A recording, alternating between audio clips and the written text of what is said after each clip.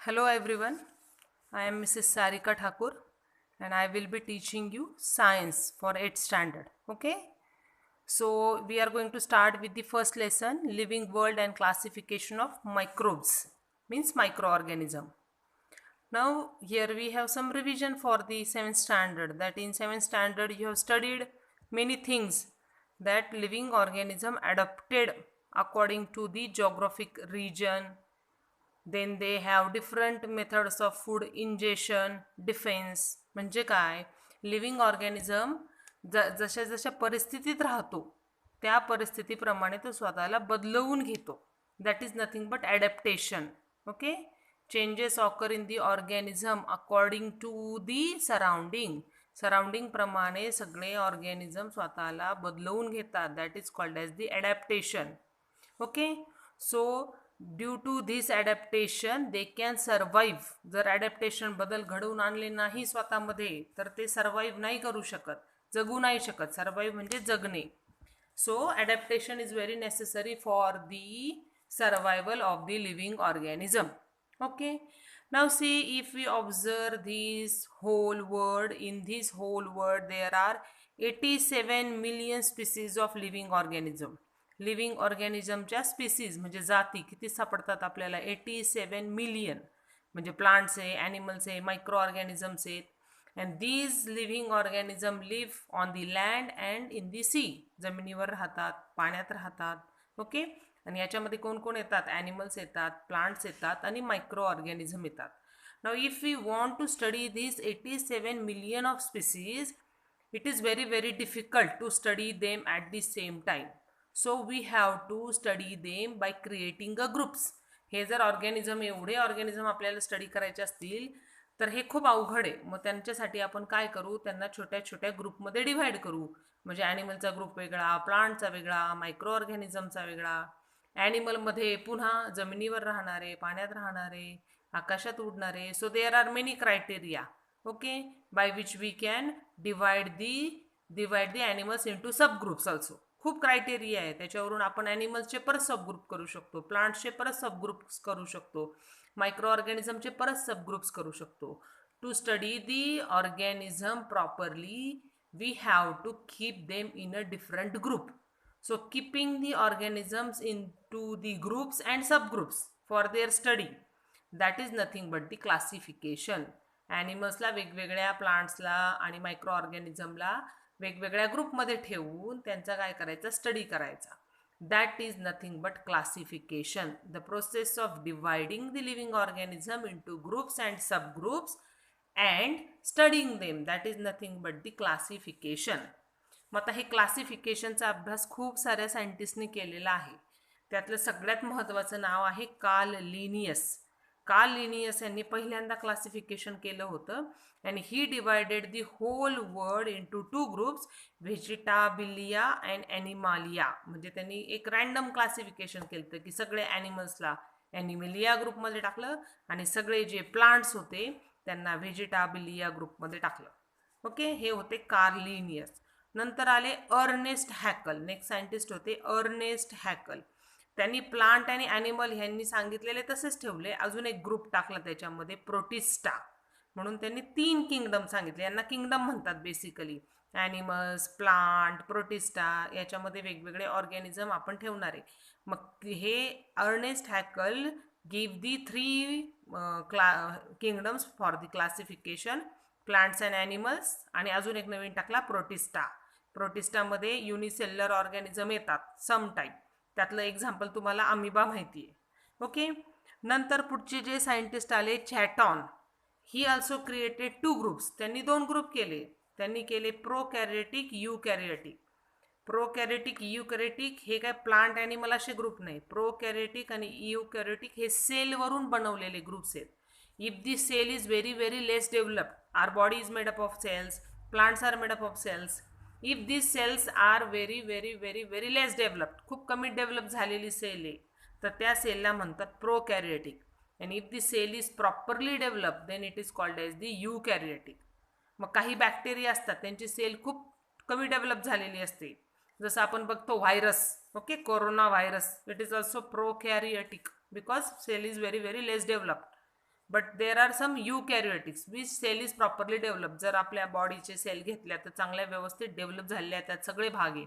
मग eukaryotic. So that caton make the two groups of the living world prokaryotic, eukaryotic. Prokaryotic means very less developed cell and eukaryotic means well developed cell. Okay, then next scientist who classified, ज्यांनी classification केलं, the name of the scientist is Copeland. तर कॉपलँड यांनी काय केलं, वरचे 3 group होते यांनी सांगितलेले, त्यात अजून एक ग्रुप टाकला. पहिले होते प्लांट ॲनिमल, थर्ड आला प्रोटिस्टा आणि फोर्थ यांनी टाकला, त्याचं नाव आहे Monera. Monera also includes all unicellular organism. Monera includes all unicellular but very less developed. Unicellular म्हणजे एका सेलनी बनलेले पण खूप लेस डेव्हलप म्हणजे प्रोकॅरियोटिक, that are included into the Monera. So here we have 2 kingdoms, Animalia, Vegetabilia, given by Carl Linnaeus. Then we have 3 kingdoms, plants, animals and Protista, given by Ernest Haeckel. Then we have 4 kingdom system, that is given by Copeland. Plants, Animalia, then Protista and fourth one is the Monera. नंतर जी आली ती होती 5 kingdom system, ज्याच्यामध्ये 5वा group पण include केला गेला. Okay, that is nothing but the fungi group, that is given by the Robert Whittaker. Robert Whittaker हे जे सायंटिस्ट होते त्यांनी 5 किंगडम सिस्टीम आणली होती.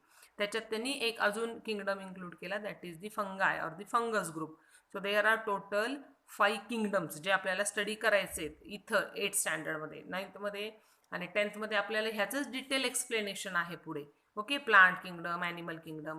So how many kingdoms are there? 5 kingdoms. Okay, Monera, Protista, then fungi, then plants, then animals. आपण study करताना पहिला असतो मोनेरा. अकॉर्डिंग कसे कॉम्प्लेक्स आहेत, किती कॉम्प्लेक्सिटी वाढत जाते, शरीर किती गुंतागुंतीचं होतं, त्याच्यानुसार आपण पुढे स्टडी करणार आहे. पहिला आहे मोनेरा, मग प्रोटिस्टा, मग तिसरा येतो फंगाय, ज्याच्यामध्ये साधारण आपण म्हणू बुरशीसारखे ऑर्गॅनिझम आहे. मग प्लांट्स जे स्वतःचं अन्न तयार करतात, plant autotrophic, then animals heterotrophic including human being, that we have to study. नाव सी, American scientist Robert Whittaker made the 5 kingdoms. Okay, पहिल्यांचा स्टडी घेऊन त्यांनी स्वतःचा 5वा किंगडम इन्क्लूड करून 5 किंगडम सिस्टीमचं जे क्रेडिट आहे that we give to the Robert Whittaker. Okay, so Robert Whittaker classified the whole group of organism into 5 groups, that is nothing but the 5 kingdom system. Okay, मग त्यांनी हे 5 जे kingdom बनवले होते त्याच्यासाठी त्यांनी काय क्रायटेरिया लावले, कोणते क्रायटेरिया लावले. क्रायटेरिया म्हणजे आपण म्हणू काय वैशिष्ट्य आहेत ज्याच्यावरून त्यांनी हा ऑर्गॅनिझम ह्याच ग्रुपमध्ये टाकायचा, तो ऑर्गॅनिझम त्याच ग्रुपमध्ये टाकायचा. How he considered this? Now he studied many points. Okay, so he studied 5 points for the classification. क्लासिफिकेशनसाठी त्यांनी 5 गोष्टींचा अभ्यास केला आणि animals, plants, micro organism, fungus यांना वेगवेगळ्या ग्रुपमध्ये टाकलं. तर पहिलं काय घेतलं? Complexity of cell structure. Cell किती कॉम्प्लेक्स आहे, ती साधी सिंपल आहे का कॉम्प्लेक्स आहे? If the cell is very simple, मग त्यांनी त्याला प्रोकॅरियोटिकमध्ये टाकलं. If the cell is well develop, एक जरी असली पण ती वेल डेव्हलप आहे, त्यात सगळे न्यूक्लियस आहे, मायटोकॉन्ड्रिया असे सगळे सेल ऑर्गॅनेल आहे, then it is called as the eukaryotic. So complexity of cell structure means how complex is the cell. If it is very simple then it is prokaryotic. If it is well developed, single cell but well developed, then it is eukaryotic. Then complexity of the organism. Complexity of the organism म्हणजे तो एका पेशीने बनलाय का अनेक पेशीने बनलाय. If it is made up of one cell, then it is called as the unicellular. If it is made up of more than one cell, then that is called as the multicellular. So amoeba is unicellular, we know. But amoeba is unicellular, but that one cell is properly developed. amoeba एक सेलनीच बनलेला आहे, पण ती sale सुद्धा चांगली व्यवस्थित develop झालेली आहे. मग amoeba हा युनिसेल्युलर आहे पण युकॅरियोटिक आहे. Multicellular means whose body is made up of many cells. Okay. Then mode of nutrition. Nutrition म्हणजे ते अन्न कसं मिळवतात. We can't prepare our own food. आपण आपलं अन्न बनवू शकतो का? नाही. We can't prepare our own food, but plants can prepare their own food by the process of photosynthesis. So mode of nutrition, that plants are autotrophic. Autotrophic means plants can make there own food, okay, with the help of sunlight and chlorophyll pigment. म्हणून आपण प्लांट्सला काय म्हणतो? Autotrophic. ती जी process आहे त्याला आपण काय म्हणतो? प्रकाश संश्लेषण किंवा काय म्हणतो? Photosynthesis. But we are heterotrophic. We cannot prepare our own food, so animals are heterotropic. Okay. आणि फंगस जर आपण घेतले तर फंगस पण स्वतःचं फूड बनवत नाहीत, बुरशी स्वतःचं फूड बनवत नाही. फंगाय, fungus, singular is fungus, plural is फंगाय. So they also cannot make their own food, so they are heterotrophic. Fungus पण हेट्रोट्रॉपिक आहे, आपण पण हेट्रोट्रॉपिक आहे. पण फरक काय आहे? फंगस और fungi take the food from the dead and decaying material. Fungus जी वाढते ती डेड डिकेइंग म्हणजे कुजलेल्या पदार्थांवर वाढते. आपण कुजलेले पदार्थ खात नाही, मग आपण पण हेट्रोट्रॉपिक आहे, फंगस पण हेट्रोट्रॉपिक आहे. But what is the basic difference? That fungus are saprophytic in nature. Saprophytic म्हणजे ते काय करतात? कुजलेल्या डेड डिकेइंग मटेरियल पासून आपलं अन्न मिळवतात. So they are saprophytic, they absorb the food material. Okay, and human beings are also heterotrophic. Human being ला holozoic म्हणतात. जसं फंगसला सॅप्रोफायटिक म्हणतात तसं ह्युमन बिईंगला किंवा मोस्ट ऑफ द ॲनिमल्सला हॉलोझोइक म्हणतात. ना पुढं आहे लाईफस्टाईल. Lifestyle fourth character. हे काय करतोय आपण study? Robert Whittaker use some criteria for the classification. So first criteria is complexity of cell structure, second is the complexity of the organism, third one is the mode of nutrition, fourth one is the lifestyle. Lifestyle म्हणजे काय? कसे आहेत तेच. Plants म्हणजे producer, animals R consumer, ते कोणाकडनं तरी food घेतात म्हणून दे आर कन्झ्युमर्स. आणि fungi are decomposer because they decompose the dead and decaying material. जे काय आहे त्याला ते काय करतात? डिकम्पोज करायचं, कुजवायचं काम करतात. So fungi are decomposers. And here we have fifth point, that is phylogenetic relationship. Phylogenetic relationship म्हणजे ते कसे डेव्हलप होत गेले. Okay, for that we have to study afterward. Phylogenetic किंवा आपल्या बुकमध्ये नाही आहे, पुढे आपल्याला 9th स्टँडर्डला फायलोजेनेटिक म्हणजे त्यांची डेव्हलपमेंट कशी होत गेली. Okay, that is included in the phylogenetic relationship. Okay, so here we have properly drawn chart for the classification of the living organism. बघा, लिव्हिंग ऑर्गॅनिझमचं क्लासिफिकेशन करताना पहिले काय बनवले? 2 गट, prokaryotic, eukaryotic. Prokaryotic means whose cell is very very less develop. Eukaryotic means whose cell is properly develop, ज्याच्यामध्ये सगळे ऑर्गॅनेल आहेत, ती युकॅरियोटिक. मग प्रोकॅरियोटिक हे नेहमी युनिसेल्युलारच असते. आणि त्या युनिसेल्युलारचं एक्झाम्पल येतं किंगडम मोनेरा. आपण बघितलं काय? पहिला किंगडम आहे kingdom monera. Kingdom monera include all unicellular cell. याच्यामध्ये सगळ्या युनिसेल्युलार सेल येणार, पण त्या कमी डेव्हलप असणार आहे. कमी डेव्हलप म्हणजे त्या प्रोकॅरियोटिक आहे. मग एक झाला प्रोकॅरियोटिक, दुसरा झाला युकॅरियोटिक. युकॅरियोटिकचे परत 2 गट केलेत. एक आहे युनिसेल्युलार, एक आहे मल्टीसेल्युलार. याच्यात पण युनिसेल्युलर आहे, याच्यात पण युनिसेल्युलर आहे. फरक काय? ही लेस डेव्हलप युनिसेल्युलर आहे, म्हणजे याच्यात खूप कमी पार्ट आहे त्या सेलमध्ये. Here we have properly developed unicellular and multicellular. So this eukaryotic unicellular include the kingdom called as the protista. इथं प्रोटिस्टा येतो, म्हणजे इथं अमिबा येतो, पॅरामेशियम येतो, इथं काही काही बॅक्टेरिया येतात.